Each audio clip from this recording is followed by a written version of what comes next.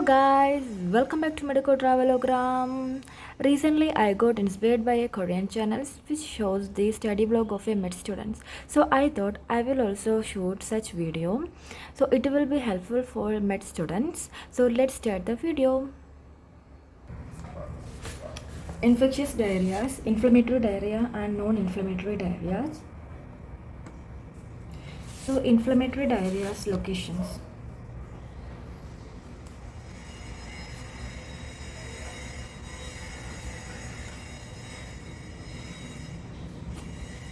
Inflammatory diarrhea located either in colon or distal small bowel. So located either in colon or distal small bowel. Inflammatory diarrhea located either in colon or distal small bowel. Manifestations: diarrhea with blood and mucus. So inflammatory diarrhea which can be located in the colon or distal small bowel. Inflammatory diarrhea which can be located in the colon or distal small bowel. Its manifestations are diarrhea with blood and mucus. Diarrhea with blood and mucus. So its manifestation of diarrhea with blood and mucus. So we are studying infectious diarrhea. It may be inflammatory diarrhea or non-inflammatory diarrhea. So first we are talking about the inflammatory diarrhea. So inflammatory diarrhea, either it can be located in the colon or distal small bowel. Small bowel. So here we can see diarrhea with blood and mucus. In this we can see diarrhea with blood and mucus. So in the stool we can see fecal polymorpho nuclear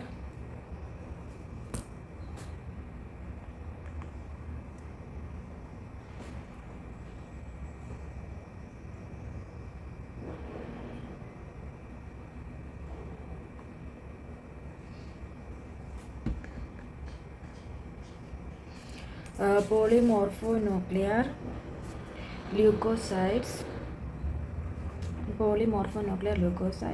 substantial increase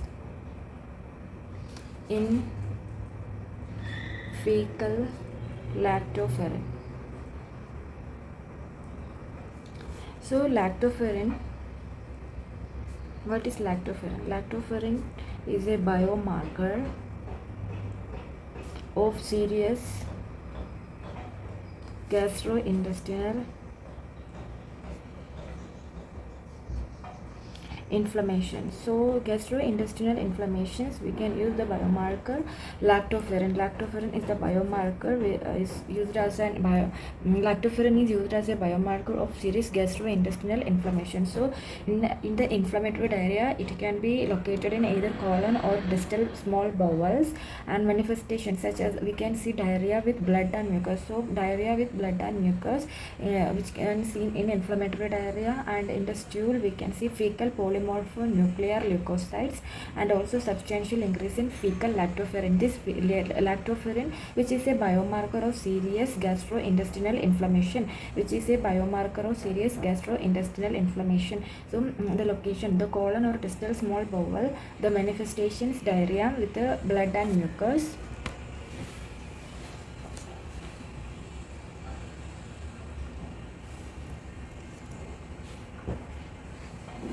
Blood and mucus. So fecal polymorpholeucocytes and substantial increase in fecal lactoferrin. So inflammatory diarrhea is caused by shigellosis, escherichiosis, salmonellosis, amoebiasis, campylobacteriosis, yersiniosis and Clostridium difficile infections. Inflammatory diarrhea, different types of inflammatory diarrhea, that are shigellosis, Escherichiosis, salmonellosis, shigellosis, escherichiosis, salmonellosis, amoebiasis, campylobacteriosis, Yersiniosis, Clostridium difficile infection, Clostridium difficile infection. So shigellosis, escherichiosis, salmonellosis, amoebiasis, campylobacteriosis, yersiniosis, Clostridium difficile infection. So first of all, we are studying about salmonellosis.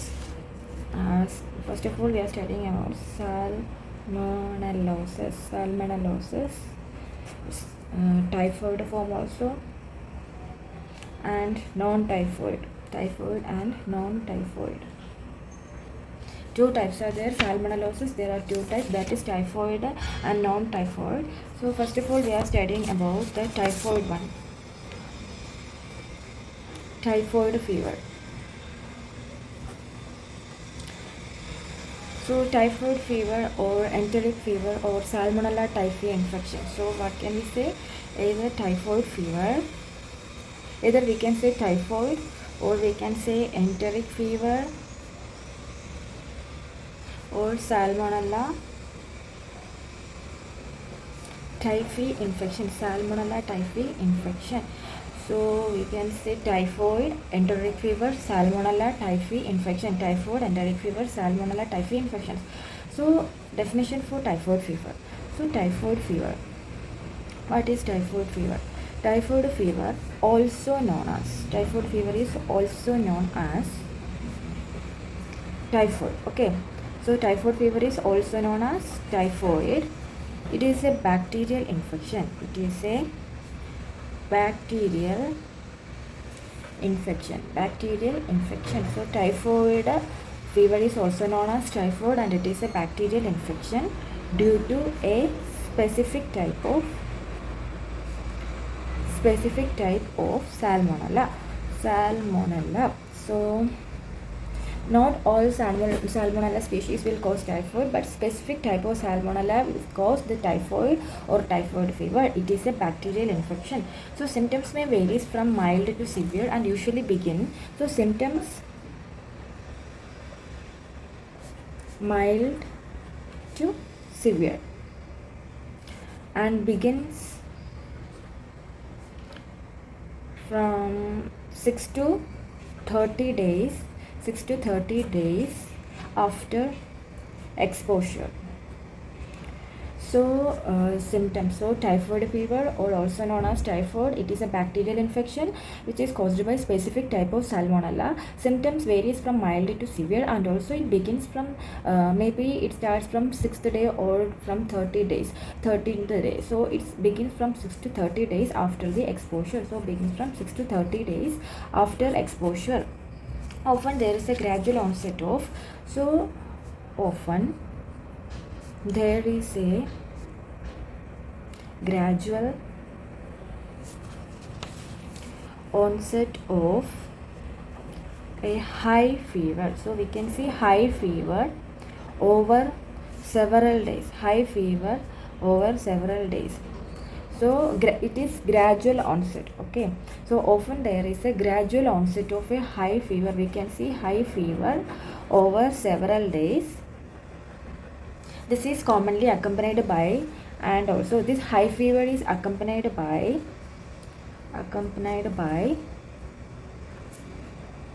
weakness. So we feel tiredness, abdominal pain, constipation, headache, and mild vomiting. So what they are saying, high fever we can see over several days and also it is accompanied by weakness and also abdominal pain, weakness, Constipation. Here one important thing is constipation. Here we can see constipation, headache, mild vomiting. So typhoid fever, also known as typhoid, it is a bacterial infection and it is caused by a specific type of salmonella. The symptoms vary from mild to severe and usually begins from 6 to 30 days after the exposure, and it is a gradual onset. We can see gradual onset of a high fever over several days, and this high fever is accompanied by weakness, abdominal pain, constipation, headache and mild vomiting. So constipation is an important thing we have to notice in this. Okay, so typhoid fever. So bacteria of the genus Salmonella are highly adapted for growth in both humans and also in animals and cause a wide spectrum of disease. So this Salmonella genus bacteria can grow in humans and also in animals, but growth of Salmonella typhi and Salmonella paratyphi is restricted to human host. So there is they are telling like Salmonella, genus of Salmonella. We know so many species are there. So many species are there, so they can either grow in humans or in animals, but Salmonella typhi and Salmonella paratyphi only in human host, in whom this organism cause enteric fever. Okay, so Salmonella typhi and Salmonella paratyphi is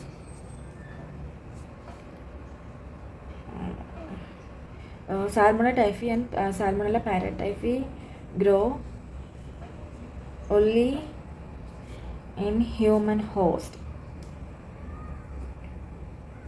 So others grow in animals also. So Salmonella typhi and Salmonella paratyphi grow only in human host, in whom these organisms cause. So these organisms cause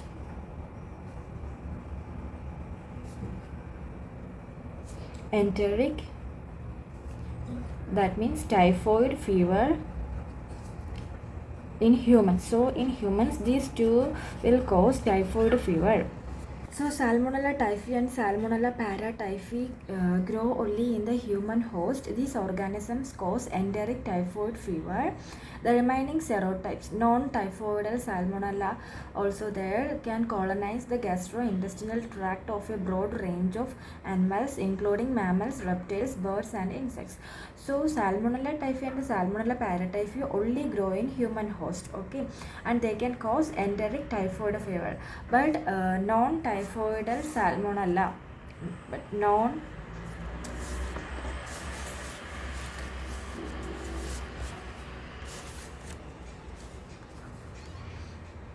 non-typhoidal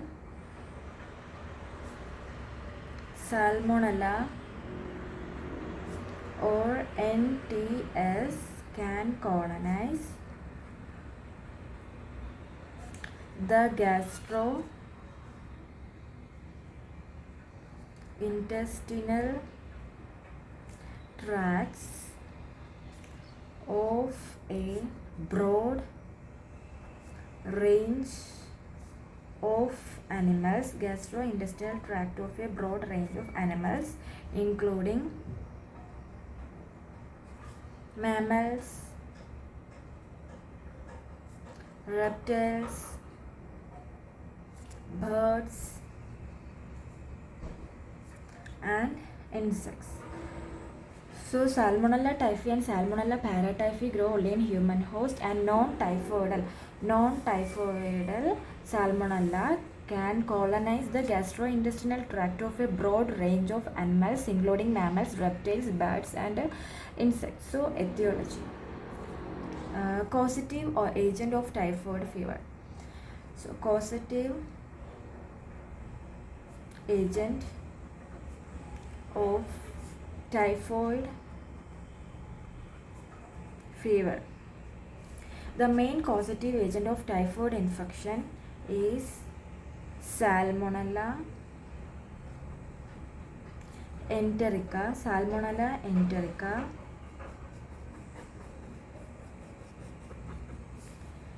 serotype Salmonella typhi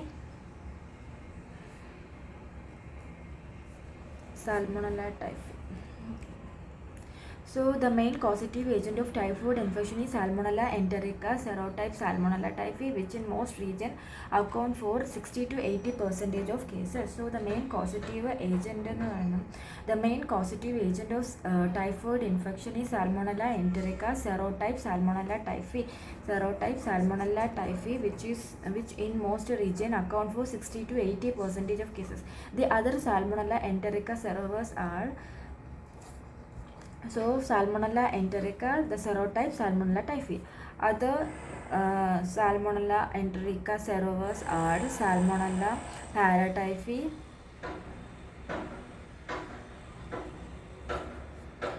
species A, B, and C, which differ in their geographical distribution.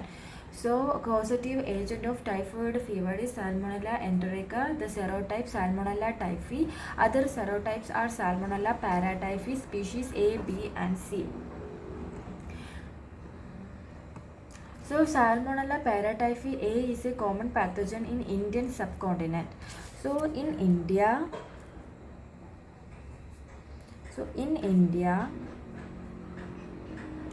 we can see Salmonella paratyphi A. India, Salmonella paratyphi A. Salmonella paratyphi B, found in Indonesia, Malaysia,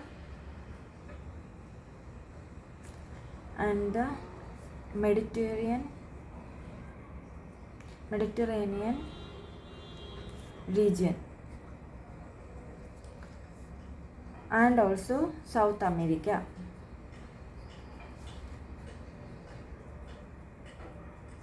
Now Salmonella paratyphi C, found in Africa. So in India we can see Salmonella paratyphi A, Salmonella paratyphi B, which we can see in Indonesia, Malaysia, Mediterranean region, and also South America. Salmonella paratyphi C, which is found in Africa. All of these species are restricted human pathogens. So these are restricted human pathogens that, unlikely many other Salmonella, do not infect poultry. Okay, they do not infect poultry, reptiles, or mammalian livestock, but they are only restricted to human pathogens. Salmonella species are members of the family Enterobacteria. So bacteria. So Salmonella species are members of the family Enterobacteriaceae. Salmonella are gram negative. Salmonella are gram negative, non-spore forming,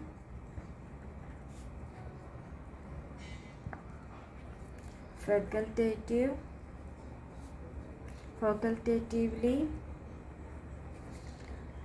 anaerobic bacilli. So they are the member family Enterobacteriaceae, and Salmonella are gram negative, non-spore forming, and also facultatively anaerobic bacilli. Two species are there.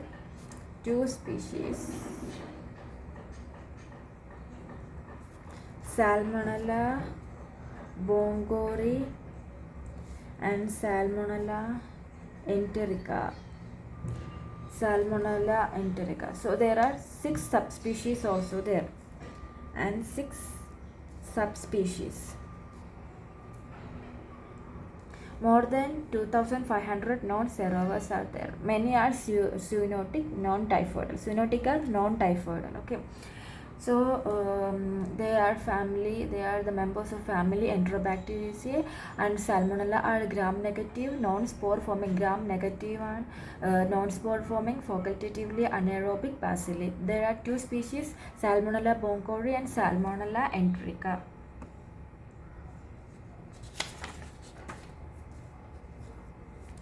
All Salmonella are grouped based on somatic O antigen.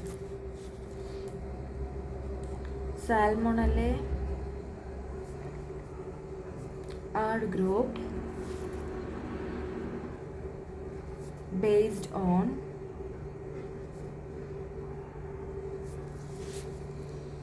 somatic O antigen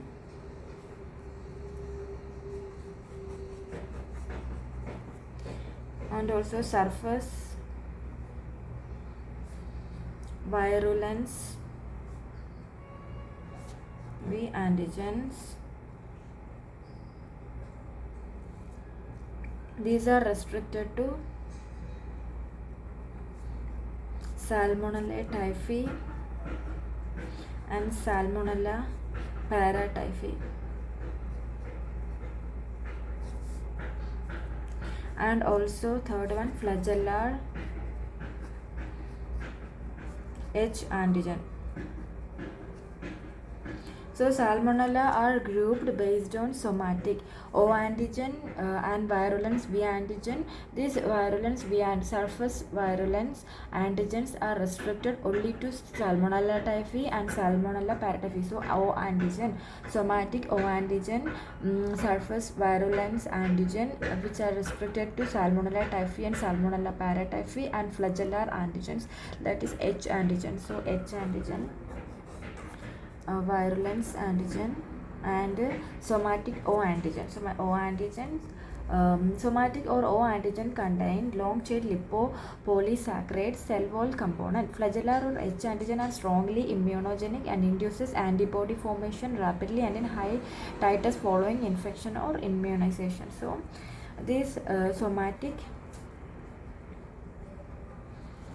or O antigens contain long chain lipopolysaccharide cell wall components. So somatic or O antigen contain long chain lipopolysaccharide cell wall components, and flagellar or H antigens are strongly immunogenic and induces antibody formation rapidly and in high titers following infection or immunization. So we know that O antigens are there, virulence antigens are there, H antigens, flagellar antigens are there. The virulence antigens are only restricted to Salmonella typhi and Salmonella paratyphi. Now enteric typhoid fever. So now we are studying about typhoid fever. Typhoid fever is a systemic disease. Typhoid fever is a systemic disease which is characterized by fever and abdominal pain caused by dissemination of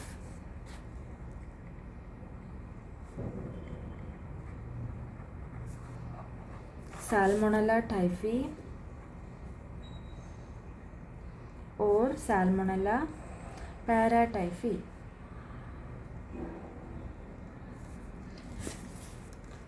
So this is a systemic disease and also characterized by, we can see, fever and also abdominal pain, which is caused by the dissemination of the Salmonella typhi or Salmonella paratyphi. It is associated with enlarged Peyer's patches. So and also it is associated with enlarged Peyer's patches and mesenteric lymph node. So here we can see the enlargement of Peyer's patches and also mesenteric lymph node. So mesenteric lymph node and Peyer's patches enlargement we can see. It is fecal oral transmission. Fecal oral transmission. S. typhi. Salmonella typhi and Salmonella paratyphi are pathogenic exclusively in humans. We already know. The source is sick patient or bacteria carrier. Maybe already sick patient and also a bacteria carrier source. And the people are typically infected with Salmonella typhi through food and beverages contaminated by a chronic stool carriers. Fecal oral route of transmissions. So Salmonella typhi and Salmonella paratyphi are exclusively in humans. Okay, here exclusively human pathogens. The sources are sick patient or bacteria carrier.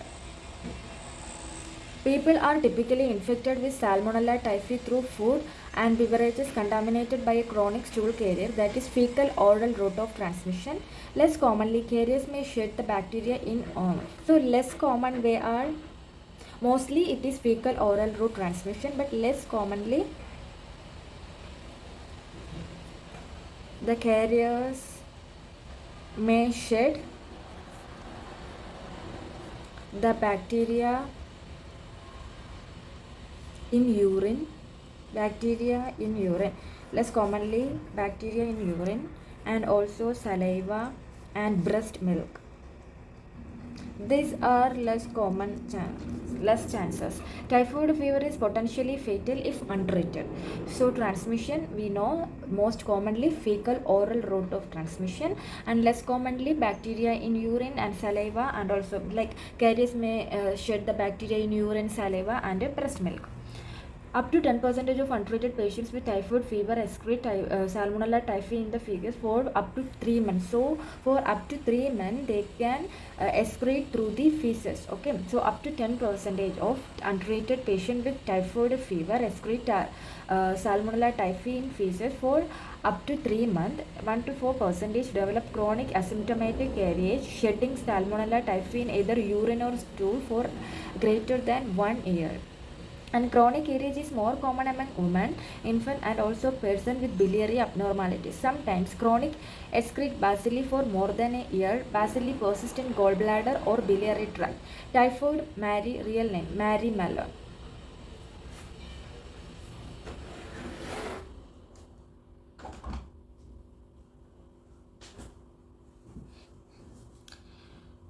So up to 10% of untreated patients with typhoid fever excrete Salmonella typhi in the feces for up to 3 months, and 1 to 4% develop chronic asymptomatic carriage shedding Salmonella typhi in either urine or stool for greater than 1 year, and chronic carriage is more among. So we can see this chronic stage in women, infants and also persons with biliary abnormalities. Sometimes chronic excrete bacilli more than a year. Bacilli persist in gallbladder or biliary tract. So we know the history of Mary Mullen. She was a cook in Oyster Bay, New York, early 19th. She was healthy carrier of Salmonella typhi and constantly spread the disease. Her nickname was of Typhoid Mary. She was forced into quarantine of total of 26 years and died alone without friends. This was her history. So host factors. What are the host factors? Age. Disease occur at any age but highest incidence in 5 to 19 years age groups. So host factors. Age. Highest incidence in 5 to 19 years age group. And sex. Disease cases more in males than females. But diseases we can see more in males than female, but carrier, females can be carrier, mostly females are carrier. So carrier rate is more in females. Immunity. Antibody may be stimulated by infection or immunization. Antibody against antigen is higher in patient with the disease, and antibody against so immunity. If we are talking about the immunity, the antibody may be stimulated by infection. When we know, whenever we get the infections, our body will produce antibodies. So antibody against the O antigen is higher in patient with the disease. So the patient who has disease, so we can see the antibody, more antibodies against the O antigens, and also antibody against flagellar antigen is higher in immunized person. So this is an important point. So if the patient is diseased, the patient is having disease, the patient has disease, the antibody against O antigen is higher. So in diseased patient, so we can say the patient is currently in diseased state. So diseased patient, we can see antibody against O antigen is higher. But in case of immunized patient,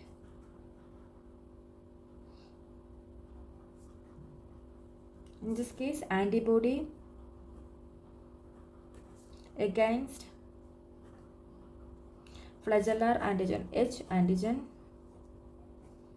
is higher.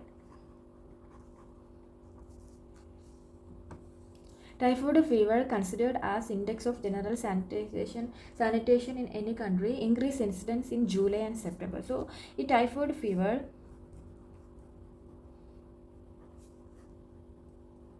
increase incidence in July to September. Outside human body, basally found in water 2 to 7 days. So outside the human body, we can see this basally in water. It can survive 2 to 7 days, and also soil irrigated with sewage. It can live up to 35 to 70 days, and the ice cream over a month. Milk grow rapidly without altering its taste. It can grow in milk without altering the milk taste. So pathogenesis. We can now study about pathogenesis. So first of all, we know fecal oral route. So ingestion of contaminated food or water. So we are eating food or drinking water, contaminated food or water.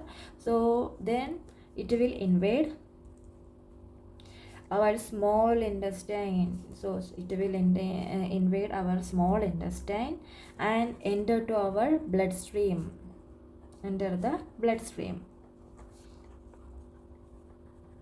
So we know bloodstream, it will be spread in the bloodstream. So we will call it as bacteremia. So primary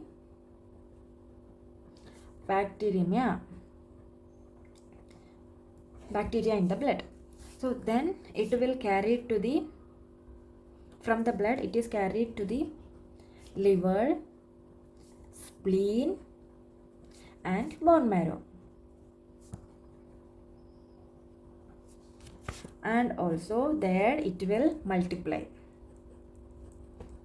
and re-enter the bloodstream.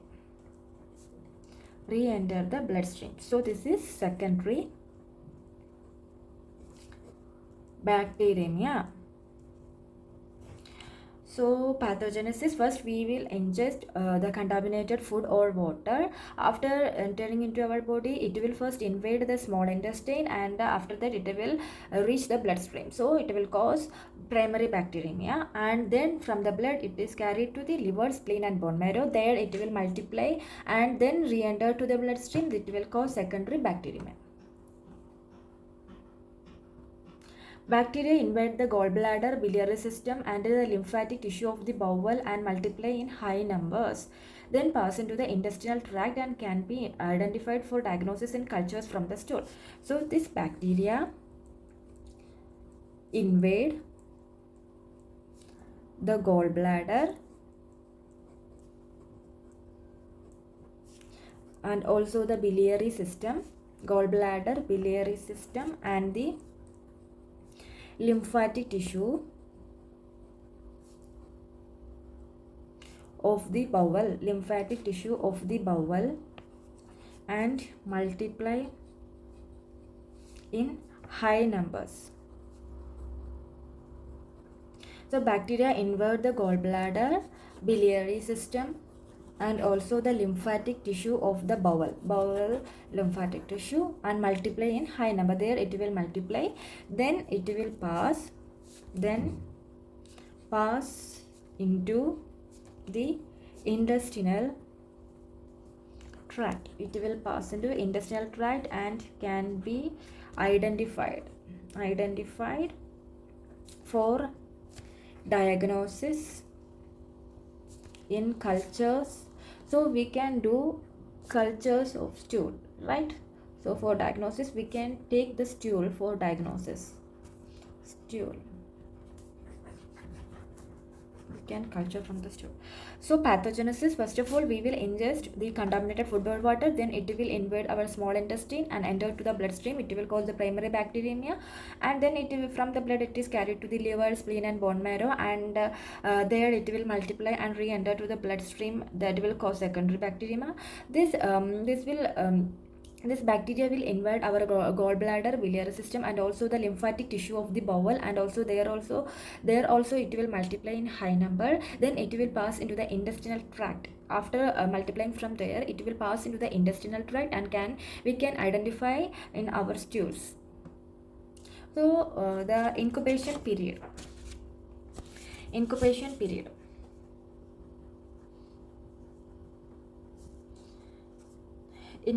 period averages 10 to 14 days. Incubation period averages 10 to 14 days, which ranges from 3 to 21 days. Depending upon the dose of bacilli ingested, the host health and the immune status. So incubation period averages from 10 to 14 days. So ranges from 3 to 21 days. Clinical course. Prolonged continued fever we can see. So what are the symptoms we can see? Prolonged fever, that is continued fever, 38.8 to 40.5 for up to 4 weeks. If untreated, we can see prolonged fever around 38.8 to 40.5 degrees Celsius we can see. So continued prolonged fever we can see, and also headache, insomnia, chill, cough, sweating, myalgias, malaise, and also arthralgias. So mostly we can see prolonged fever if up to 4 weeks if untreated, and also headache, insomnia. These are the three important clinical manifestations, like prolonged continued fever, headache, insomnia. Then come to chills, cough, sweating, myalgias, malaise, and arthralgia. So continued fever, it will reach to pyrexia, we know, and then temperature. So clinical course, first week we can see, during the first week we can see malaise, general weakness, we can see headache and cough and sore throat in prodromal stage. So prodromal stage, during the prodromal stage we can see malaise, headache, cough, sore throat, malaise, headache, cough and sore throat in prodromal stage. That is the first week. The disease classically present with stepladder fashion in rise in temperature. Then we can see rise in temperature 40 to 41 degrees Celsius over 4 to 5 days. Then rise in temperature around 40 to 41 degrees Celsius over 4 to 5 days. 4 to 5 days accompanied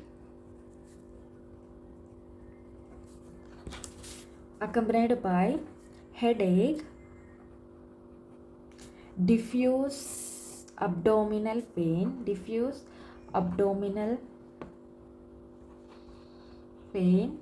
and constipation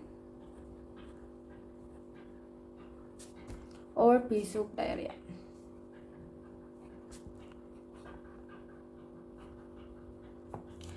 First week we can see malaise, headache, cough, sore throat in the prodromal stage. The disease classically present with stepladder fashion, rise in temperature for like from 40 to 41 degrees Celsius over 4 to 5 days, accompanied by headache, diffuse abdominal pain and constipation. And during the second week,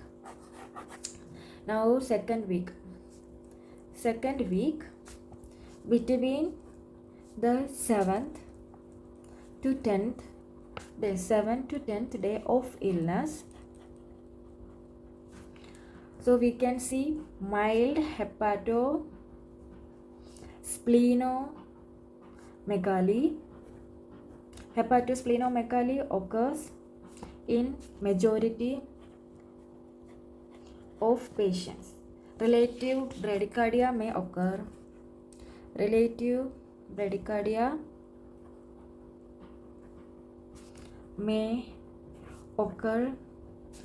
And rose spots.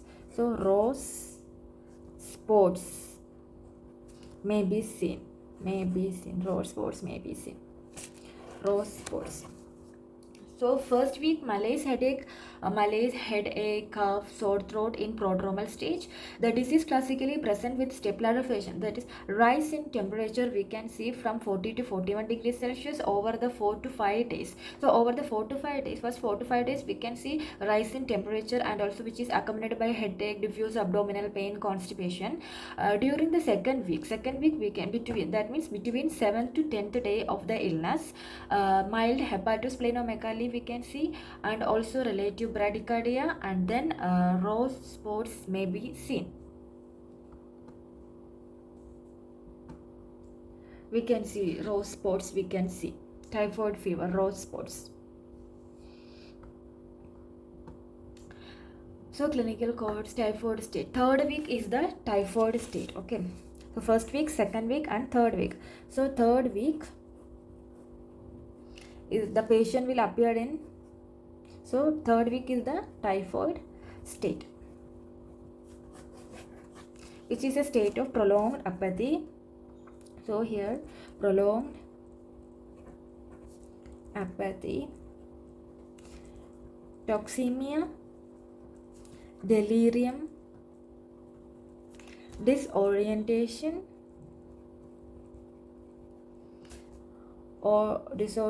and coma. So in the third week, this is the typhoid state. We can see prolonged apathy, toxemia, delirium and disorientation, or either leads to coma. Diarrhea will then become apparent. If left untreated by this time, there is a high risk of intestinal hemorrhage.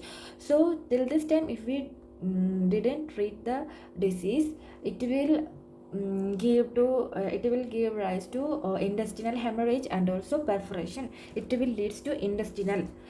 If left untreated, leads to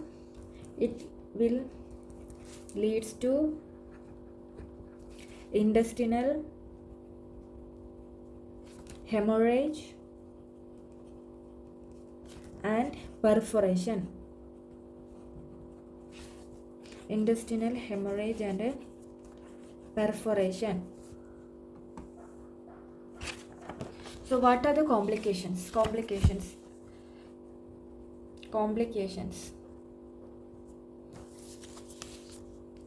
First one, gastrointestinal bleeding, 10 to 20%.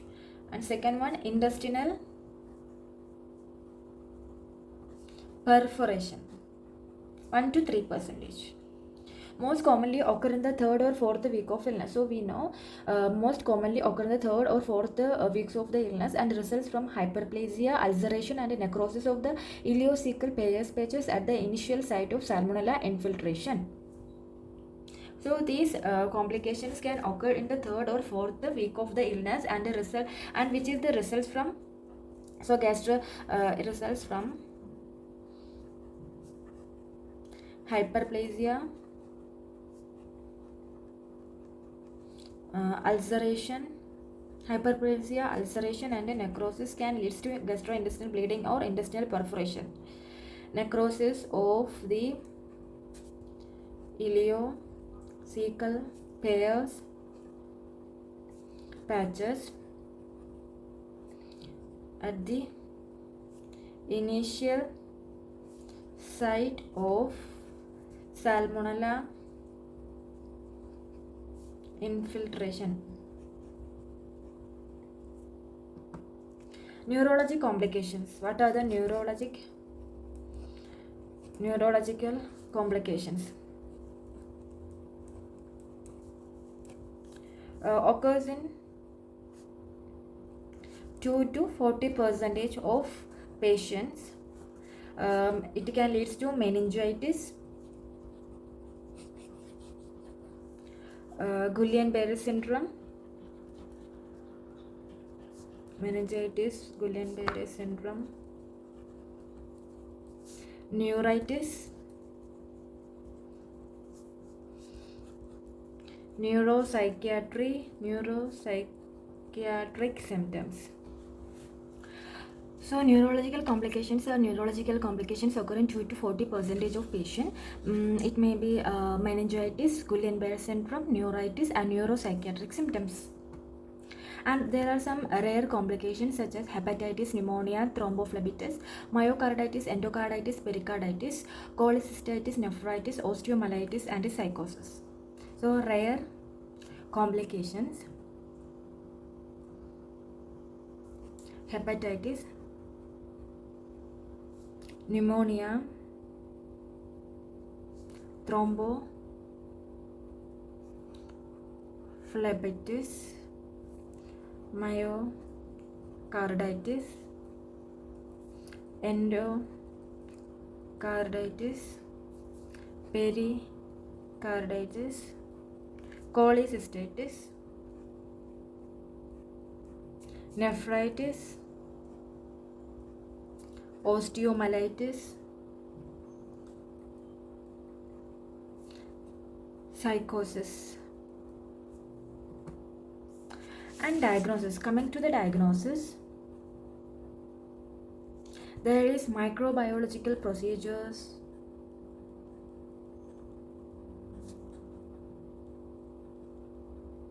serological procedures,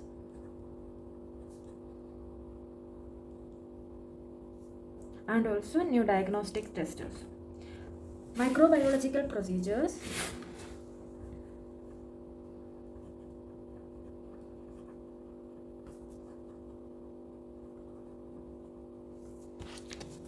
In the microbiological procedures, we do blood cultures.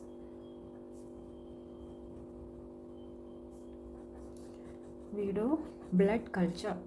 So blood cultures, when we do blood cultures, which is positive in first week. So first week, which can be positive in 90% of cases, when we do blood culture, it will be positive in the first week. And also second week also it can be positive in 75% of cases, and also it can be positive in third week in 50% of cases, and in the fourth week and the later in 25% of cases. So when we do the blood cultures, which can be positive in first week in 90% of cases. So we can do Felix Vidal test, indirect agglutination test. Felix Vidal test, indirect agglutination test. Indirect agglutination test. Significant titers helps in diagnosis. First of all, serum agglutinin rise abruptly during the second and third week. So during second or third week, there will be rise in serum agglutinins. Rise in serum agglutinins.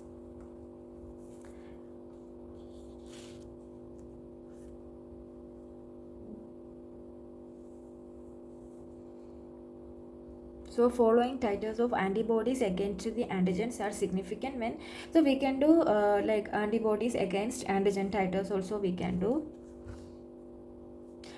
First of all, serum agglutinin test, and following that titers of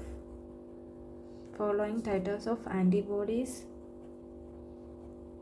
against the antigens.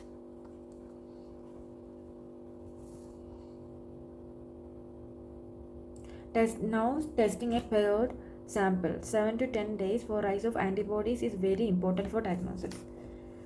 Testing a paired sample, that is from 7 to 10 days, for rise of antibodies is very important for diagnosis. So during the 7 to 10 days, we can do paired sample for rise of we can diagnose for the rise of antibodies.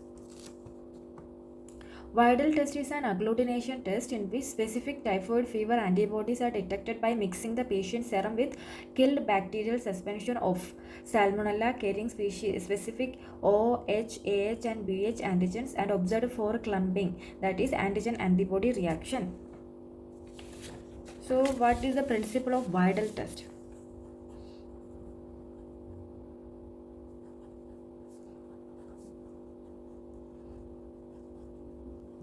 So Vidal test is an agglutination test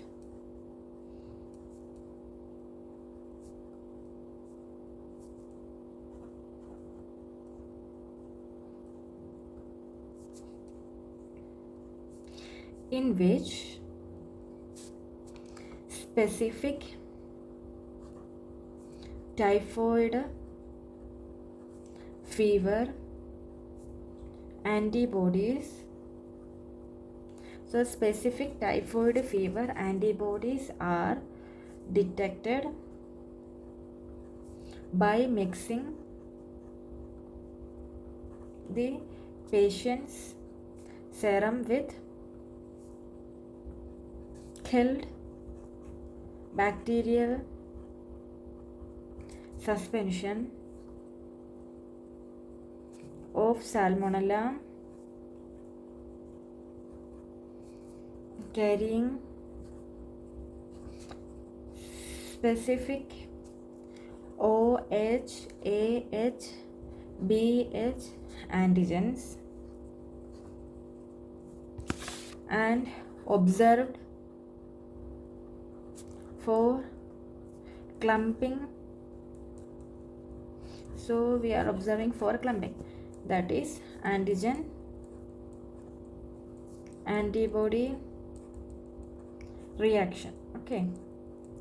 So vital test is an agglutination test in which specific typhoid fever antibodies are detected by mixing the patient's serum with killed bacterial suspension of Salmonella carrying the specific OH, AH and BH antigens and observed for the clumping. The main principle of vital test is that if homologous antibody is present in patient's serum, it will react with respective antigen in the suspension and gives visible clumping on the test slide or card. So if the patient having the antibodies, homologous antibodies, definitely it will react with respective antigen in the suspension. So we can see the clumping on the test slide or card. So this is the vital test.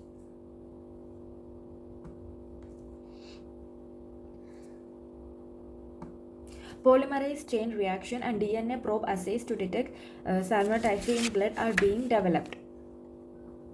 Now treatment.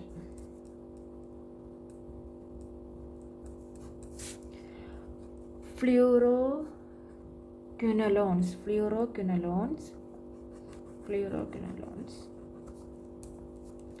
ciprofloxacin is the first line. First line is ciprofloxacin 500 milligram bit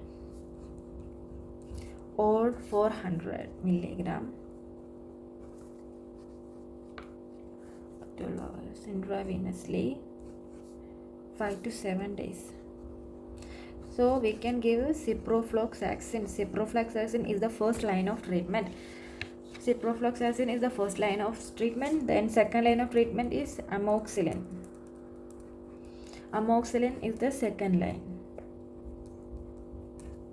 Then chloramphenicol, trimethoprim,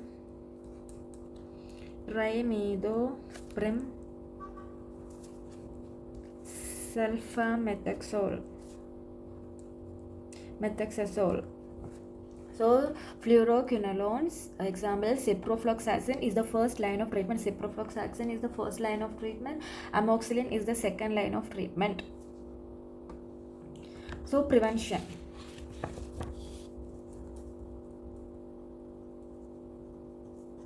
So vaccination recommended to those live in endemic area, household contact and group at risk like school children. So we can give the vaccination. 2 types of vaccines.